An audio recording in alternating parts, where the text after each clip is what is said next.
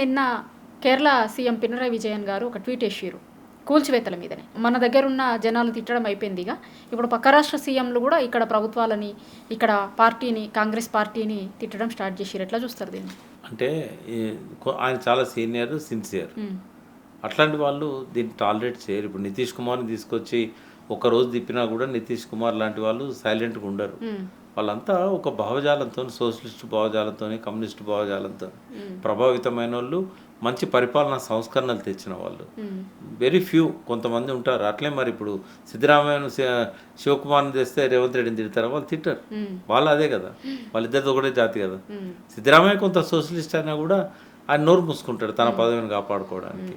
అంటే ఏదైనా కూడా సిగ్గు లేకుండా, ఏ రకమైన లజ్జ లేకుండా, ఎవరేమనుకుంటే నాకేంది, నేను గెలిపించుకుంటున్నా, నేను గెలుస్తున్నా అంటే ప్రజలు కూడా మున్సిపల్ ఎన్నికల్లో బీఆర్ఎస్ని గెలిపిస్తే సీఎం కాలేడు కదా కేసీఆర్, అట్లుంటుంది అన్నట్టు వాళ్ళ ఆలోచన. ఏదో ఉన్న రోజులు ఇచ్చినంత తిందాం, ఉన్న రోజులు ఉపయోగించుకుందాం, రేపు ఎమ్మెల్యే ఎలక్షన్లు వచ్చినప్పుడు చూసుకుందాం అన్నట్టు ఉంటుంది.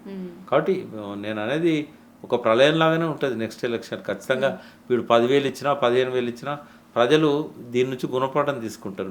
గతంలో మేము చేసిన దానివల్లనే ఇంత నాశనం అయినాము, వాడు ఒక్కరోజు ఇచ్చే 10,000కు ఆశపడ్డట్టయితే 3-5 ఏళ్ళు మనం అవస్థపడాల్సి వస్తుంది. వాగ్దానాలు ఇచ్చిన, హామీలు ఇచ్చినా ఏవి అమలు చేయడు, మళ్ళీ మనం మోసపోతాము. మనకు అటువంటి ముఖ్యమంత్రిని మనం చూడలేకపోయినాం. తెలంగాణ తెచ్చిండు, ప్రతి ఒక్క కుటుంబానికి లబ్ధి దొరికింది. ఇంకోటి, భారతదేశంలో స్వతంత్రం వచ్చిన తర్వాత ఈ రోజు వరకు మీరు ఏ ఒక్క రంగాన్ని తీసుకున్నా కూడా కేసీఆర్ మార్క్ అనేది తెలంగాణలో కనబడుతుంది.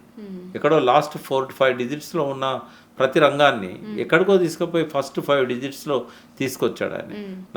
ఎంత 62,000 కోట్లు కూడా లేకుండే మన రెవెన్యూస్, అటువంటిది 3 లక్షల కోట్ల బడ్జెట్ ఇవాళ రేవంత్ రెడ్డి పెడుతున్నాడంటే బికాజ్ ఆఫ్ హిమ్. కాళేశ్వరం ఆపినా కూడా గ్రౌండ్ వాటర్ పెంచడం వల్ల, వర్షాలు బాగుపడడం వల్ల అత్యంత అధిక ఉత్పత్తి అనేది జరుగుతూ వస్తున్నది. అందులో రేవంత్ రెడ్డి పెట్టింది ఏం లేదు, కొత్త ప్రాజెక్టులు కట్టింది లేదు, చేసింది లేదు.